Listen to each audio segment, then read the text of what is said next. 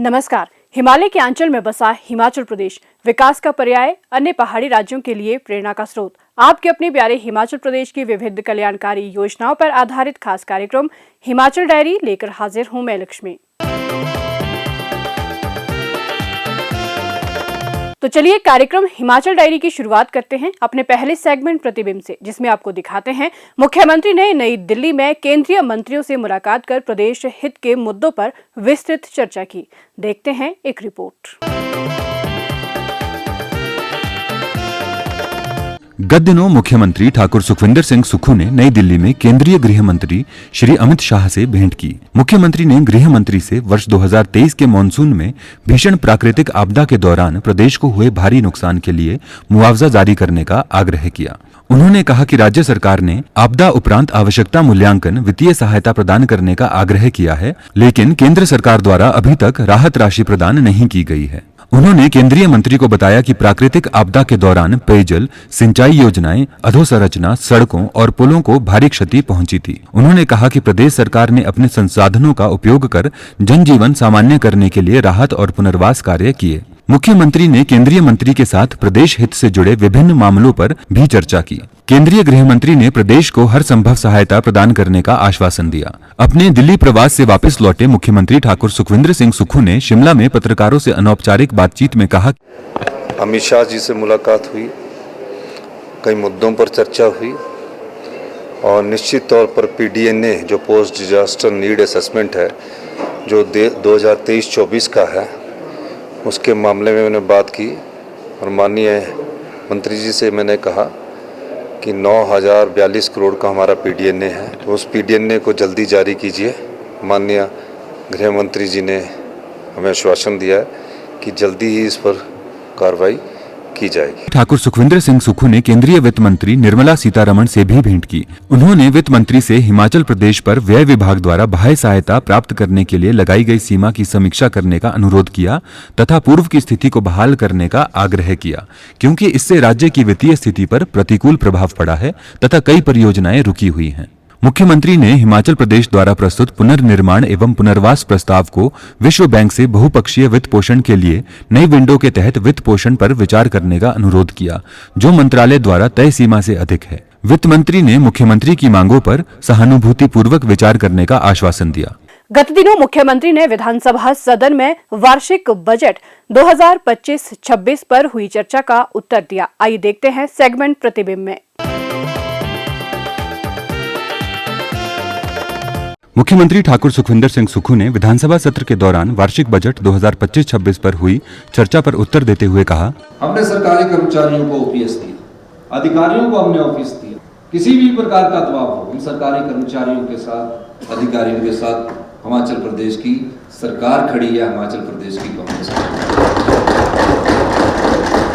इसमें कोई दो राय नहीं है कि OPS देने के बाद हमारी ऋण की सीमा में कटौती की गई, लेकिन इसका मतलब ये नहीं है कि जो प्रदेश के सरकारी कर्मचारी और अधिकारी हैं, जिन्होंने हिमाचल में प्रदेश की विकास की गाथा लिखी है, उन सरकारी कर्मचारियों को प्रति हम उत्तरदायी भी है, जवाबदेही भी है और उनको योजनाओं के अंतर्गत लाभ देने का हमारी सरकार का मंशा बिल्कुल साफ है। 1 मई 2022 को पे रिवीजन किया गया। पे रिवीजन के माध्यम से क्या किया गया, मैं ये तथ्य इसलिए रखना चाहता हूँ कि पे रिवीजन के माध्यम से एरियर दिया जाना चाहिए था। पैसा भी बहुत था, खूब पैसा था। अगर इन्होंने उस पैसे का सही सदुपयोग किया होता तो सरकारी कर्मचारियों का 10,000 करोड़ रुपया जो एरियर छोड़कर गई है, जिसका भुगतान हम उन सरकारी कर्मचारियों के पे और पेंशन का भुगतान एरियर के रूप में हम कर रहे हैं, हम अपनी योजनाओं से कर रहे हैं, अपने अच्छे वित्तीय प्रबंधन से कर रहे हैं। मैं ये बात इसलिए कहना चाहता हूँ, भारतीय जनता पार्टी के समय 2018-19 में इनकी सरकार आई और आपको GST कंपनसेशन और RDG के रूप में 68,000 करोड़ रुपया मिला। 68,000 करोड़, 68,000 करोड़ रुपया कम नहीं होता। 5 साल में 68,000 करोड़ हमारी 2 साल की सरकार के अतिरिक्त मिला। 40,000 करोड़ रुपए का लोन आपने, जब तक आपकी सरकार थी, आपने उठाया। 1,08,000 करोड़ रुपया 5 सालों में आपकी सरकार के पास था। जब 2018-19 के वर्ष में 5 वर्षों के कार्यकाल में केंद्र से आरडीजी की एक अच्छी खासी राशि के अलावा ये जो आरडीजी आपको मिली है, ये 3 साल के मिला के जो आरडीजी है उसका है, जो 2 साल के हमारे उनका नहीं है। जो हमको मिली वो मैं बताना चाहता हूँ। जीएसटी के रूप में आपको आरडीजी और जीएसटी के रूप में टोटल 24,000 करोड़ रुपया आपको जीएसटी कंपनसेशन से पहले भी आपको मिला, तो 44,000 और 24 68,000 करोड़ रुपये हुआ। इसको आपने सदुपयोग नहीं किया। आपने क्या किया? आपको एक और आरडीजी की एक्स्ट्रा किस्त मिली, 15th फाइनेंस कमीशन ने दी, क्योंकि कोरोना था। आपको एक और 11,000 करोड़ रुपया आरडीजी की कोरोना की किस्त के रूप में। 15वें वित्त आयोग की इंटरिम रिपोर्ट में मिले 11,431 करोड़ रुपए का सदुपयोग करके पिछली सरकार ऋण में कटौती कर सकती थी, परंतु उसके बावजूद भी पिछली सरकार द्वारा 2018 से वर्ष 2022 के दौरान सभी स्रोतों से 40,772 करोड़ रुपए का कुल ऋण उठाया। इस ऋण का ब्याज भुगतान और मूल वापसी हमारी सरकार कर रही है। हमने कितना ऋण उठाया?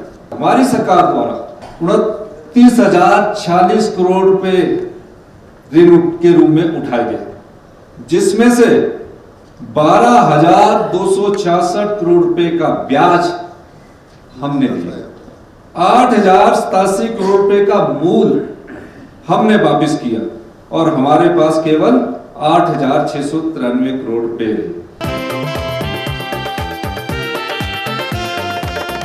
हिमाचल की नई पहचान, सशक्त नारी सशक्त समाज। समाज के संवेदनशील वर्गों को विकास की मुख्य धारा में जोड़ने के लिए मुख्यमंत्री ठाकुर सुखविंदर सिंह सुक्खू निरंतर प्रयासरत है। 1,537 करोड़ रुपए से समाज के वंचित वर्गों का कल्याण किया जा रहा है सुनिश्चित। अनुसूचित जाति, जनजाति, महिलाओं, वृद्ध जन और विशेष रूप से सक्षम लोग हो रहे हैं लाभान्वित। इंदिरा गांधी प्यारी बहना सुख सम्मान निधि योजना से महिलाओं को मिला आत्मसम्मान और स्वाभिमान। सामाजिक सुरक्षा पेंशन का लाभ ले रही 2,37,000 महिलाओं को अब इंदिरा गांधी प्यारी बहना सुख सम्मान निधि योजना की तर्ज पर 1,500 रुपए देकर किया जा रहा लाभान्वित। प्रदेश सरकार ने वंचित वर्गों को सम्मानजनक जीवन का देकर अधिकार, मानवीय मूल्यों को दिया सर्वोच्च अधिमान। 26 मार्च को लोगों ने मुख्यमंत्री का जन्म दिवस मनाया। आइए देखते हैं सेगमेंट प्रतिबिंब में कुछ झलकियां। 26 मार्च को प्रदेश भर से आए लोगों ने बड़े उत्साह के साथ अपने प्रिय जननायक मुख्यमंत्री ठाकुर सुखविंदर सिंह सुक्खू का जन्मदिन धूमधाम एवं हर्षोल्लास के साथ मनाया।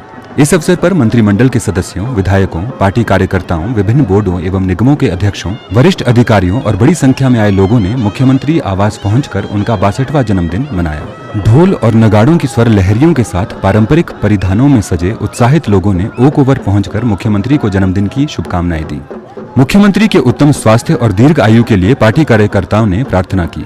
मुख्यमंत्री के जन्म दिवस के अवसर पर रिज पर राज्य युवा कांग्रेस द्वारा रक्तदान शिविर लगाया गया।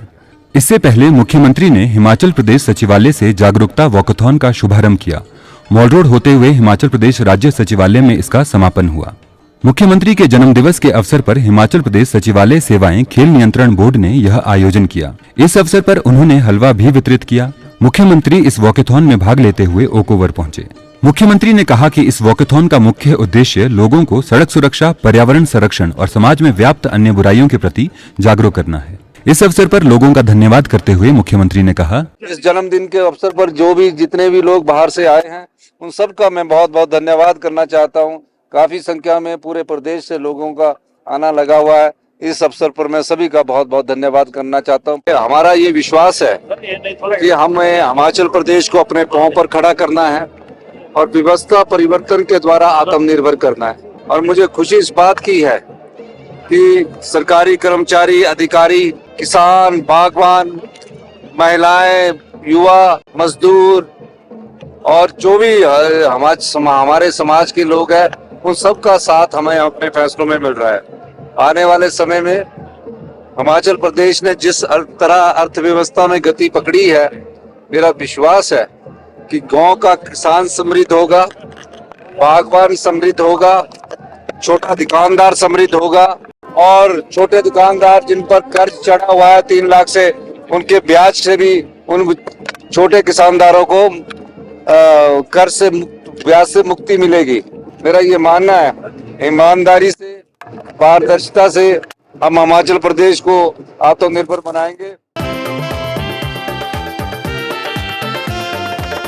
हरित ऊर्जा राज्य की दिशा में अग्रसर हिमाचल। सौर ऊर्जा में देश के अन्य राज्यों को राह दिखाता हिमाचल। रिकॉर्ड समय में निर्मित 32 मेगावाट की पेखुबेला सौर ऊर्जा परियोजना से जगमगाते गांव। अघलौर और भंजाल सौर ऊर्जा परियोजनाएं हिमाचल को दिलाएगी नई पहचान। प्रदेश में ई वाहनों के संचालन के लिए 6 ई कॉरिडोर स्थापित किए गए हैं। HRTC को इलेक्ट्रिक बसों की खरीद के लिए 327 करोड़ रुपए जारी किए गए हैं। जिला सोलन के नालागढ़ में स्थापित किया जा रहा है ग्रीन हाइड्रोजन प्लांट। चंबा में 14 करोड़ रुपए की लागत से निर्मित किया जा रहा है ग्रीन हाइड्रोजन मोबिलिटी स्टेशन। मुख्यमंत्री ठाकुर सुखविंदर सिंह सुक्खू के ठोस प्रयासों से पर्यावरण के संरक्षण की प्रतिबद्धता से साकार होगी खुशहाल भविष्य की संकल्पना। शिमला में गत दिनों अंतर्राष्ट्रीय बांध सुरक्षा पर सम्मेलन का आयोजन किया गया। आइए देखते हैं सेगमेंट प्रतिबिंब में। शिमला में गत दिनों अंतर्राष्ट्रीय बांध सुरक्षा पर सम्मेलन का आयोजन किया गया, जिसकी अध्यक्षता मुख्यमंत्री ठाकुर सुखविंदर सिंह सुक्खू ने की।